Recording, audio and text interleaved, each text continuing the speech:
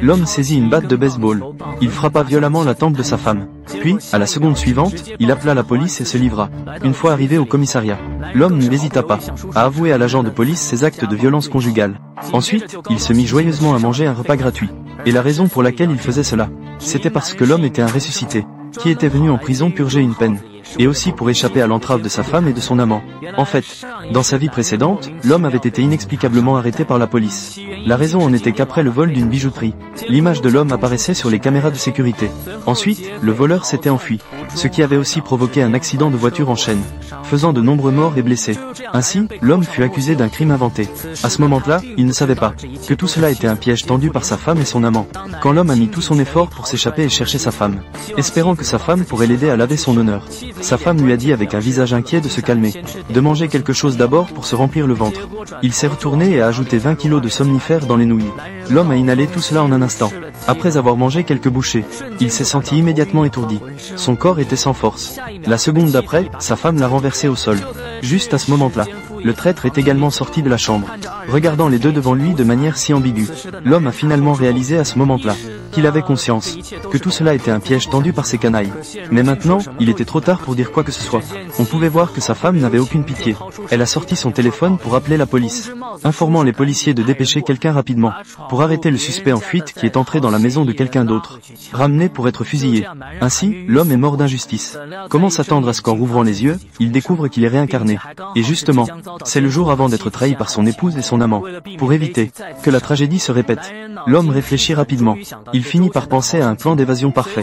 Il se leva immédiatement et frappa sa femme, la mettant à terre. Puis, il saisit la batte de baseball qui était contre le mur. Il s'avança lentement vers sa femme. Ne t'approche pas. Ne t'approche pas.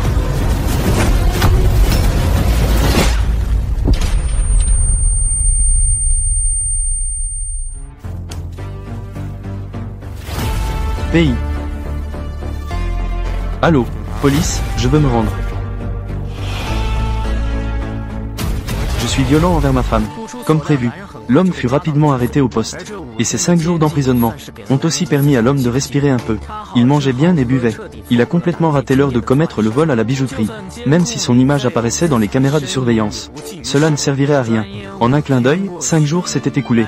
Après sa sortie, l'homme, la première chose à faire, est d'aller au centre commercial où se trouve la bijouterie qui a été cambriolée, pour démasquer sur le champ le complot de ma femme et de son amant.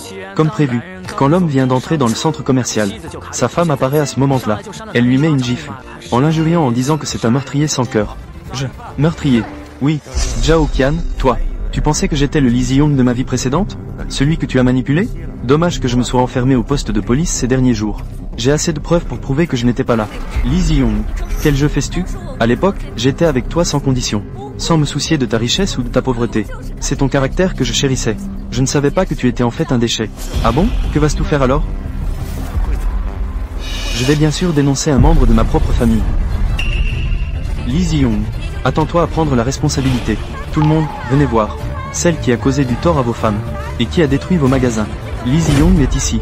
Tout le monde est là. Tout le monde vient voir. C'est cette personne. Ça a fait que ma femme est toujours à l'hôpital.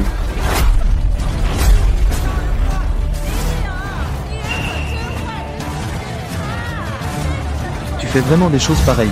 Ne le laissez surtout pas s'en tirer, tout le monde. Ce meurtrier a non seulement détruit une boutique de luxe, mais il a aussi roulé à 200 miles à l'heure en ville. C'est lui, le récent, qui a fait des travaux de nettoyage dans une boutique de luxe. Et qui a aussi percuté quelqu'un en voiture, Li Ziyong. Mais l'homme a un alibi solide. Donc, il parle avec assurance.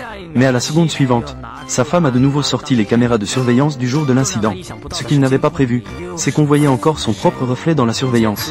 En voyant cela, les victimes ont sans hésiter réclamé la peau de l'homme. Dans l'urgence, l'homme a révélé toute la vérité sur ce qui s'est passé. Ce n'est pas moi qui ai fait ça. C'est Sumingong qui fait toutes ces choses. Il est ton premier amour idéalisé. C'est lui qui a vandalisé la bijouterie. C'est aussi lui qui a conduit à 200 miles à l'heure. Mais la femme se défend de manière incohérente. Elle a donc surpassé l'homme sans preuve tangible. Les victimes ne se soucient même pas. Ils veulent que ce meurtrier paye le prix. C'est alors que l'amant est également arrivé sur les lieux. Il a commencé par réprimander l'homme comme étant un bon à rien. Maintenant, les preuves sont accablantes. Ne devrais-tu pas te rendre à la police rapidement pour obtenir une peine plus clémente? L'homme s'apprêtait à riposter, mais il a été frappé au sol par sa femme. Puis elle exige que l'homme s'excuse auprès des victimes. Heureusement, la mère de l'homme est arrivée à temps. Elle pensait que sa mère serait de son côté, pour prouver son innocence à tout le monde. Mais, à sa surprise, sa mère lui a en fait donné une gifle. Elle a même dit des choses absurdes. Hier, je suis allé chez Tiffany avec toi. Les autres ne sont pas au courant. Je suis ta mère. Puis-je vraiment ne pas être au courant? Jusqu'à ce moment, l'homme finit par réaliser. Même sa propre mère a été corrompue par sa femme. Un homme dont même plongé dans le fleuve jaune ne pourra pas laver la honte. Il ne peut que laisser ce groupe de personnes l'humilier et se venger. Juste à ce moment critique, quelques policiers sont enfin arrivés sur les lieux à temps. Que se passe-t-il? Lee Ji-young, tu es sorti sans rentrer chez toi. Quelle nouvelle affaire as-tu encore provoquée? Agent de police, tu es enfin arrivé. S'il te plaît, sauve-moi. Un agent de police ne sauvera pas quelqu'un comme toi. Déchet de la société. C'est ça. Lee Ji-young, il vaut mieux que tu te rendes tôt. Essaie d'obtenir une peine plus légère. Tu es sorti depuis seulement quelques minutes. Quelle nouvelle bêtise as-tu faite? Il affirme que j'ai détruit Tiffany. C'est un produit de luxe, tu sais. D'habitude, je n'ose même pas y entrer. Ils disent que je roulais en ville, à 200 miles à l'heure, causant des accidents mortels. Regarde, chacun vient un par un. Je suis venu demander des comptes. Que dis-tu? Comment cela pourrait-il être toi? Comment cela ne pourrait-il pas être lui? Nous l'avons tous vu de nos propres yeux. C'est mon mari. Quel genre de personne est-il? Je sais mieux que quiconque. Vraiment? Je crois en la loi. Et en la police. Tes yeux sont plus importants que la loi. Ah, Lee Ji-young, quelle méthode as-tu utilisée pour que la police te couvre aussi? Ces articles de luxe, des bijoux d'une valeur de plusieurs millions ont été détruits par toi, et tant de vies humaines. Il a osé te couvrir. Mesdames et messieurs, ne laissez surtout pas ce méchant s'en tirer. Ces deux personnes sont en fait de mèches, couvrent des criminels, de mèches. Que fais-tu? Ne prends pas de photos. Qu'est-ce que tu racontes? Lee Ji-young, ces jours-ci, est en train de se réformer à la police. Ce que vous dites qui se passe dehors n'est pas quelque chose qu'il a fait. Comment cela pourrait-il être de sa faute? Quoi? Donc, Lee Ji-young a été en prison pendant 5 jours. Mais il a détruit des boutiques de luxe? Et celui qui a percuté la voiture, c'est aussi Lee Ji-young. Comment est-ce possible? C'est Lee Ji-young. Il ne peut pas avoir d'art de la duplication. Alors, qu'est-ce qui se passe vraiment? Zhao Qian, tu ne t'y attendais pas, hein? Bien que je ne sache pas pourquoi. Il doit y avoir moi sur la vidéo de surveillance. Mais ces derniers jours, j'ai été toujours à la police. Comment pourrais-je avoir un art de la duplication? J'ai encore des bras pour faire plusieurs choses. Je peux être présent simultanément, dans tant d'endroits. Cela veut-il dire que cette vidéo est fausse? Comment est-ce possible? C'est la vidéo de surveillance de ma boutique.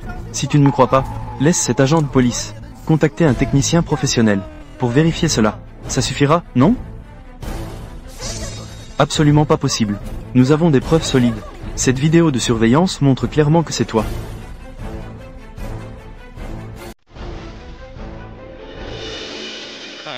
Regarde un peu. Est-ce que c'est Lee Ji-young?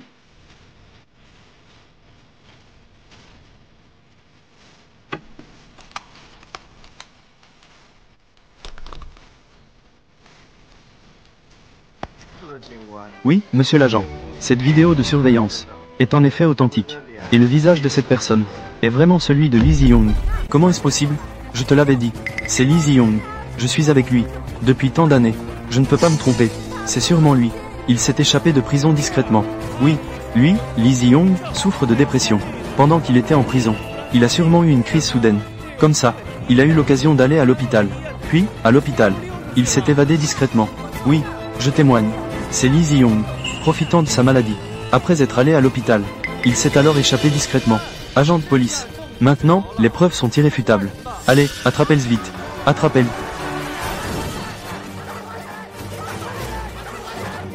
Calmez-vous, calmez-vous.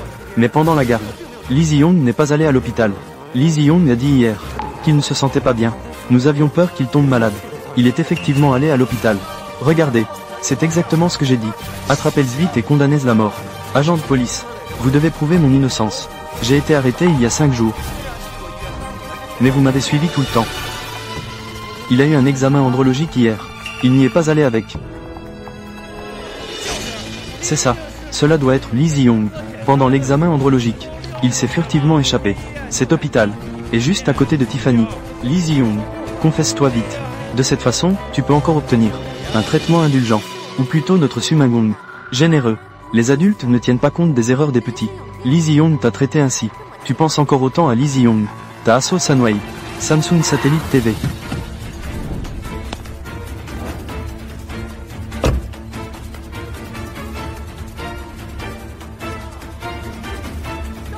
Confesse-toi, dépêche-toi.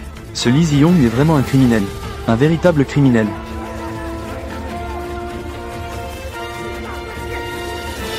Lee Zi-yong. Les mailles de la justice sont impénétrables. Tu crois vraiment que tu peux t'en échapper? Je savais déjà que Su Mingong ne me laisserait pas facilement partir. Comment pourrais-je ne pas me préparer? Arrête. Je peux prouver, Lee Zi-yong, qu'il n'a pas fait une telle chose. Mon témoin est là. Non, impossible.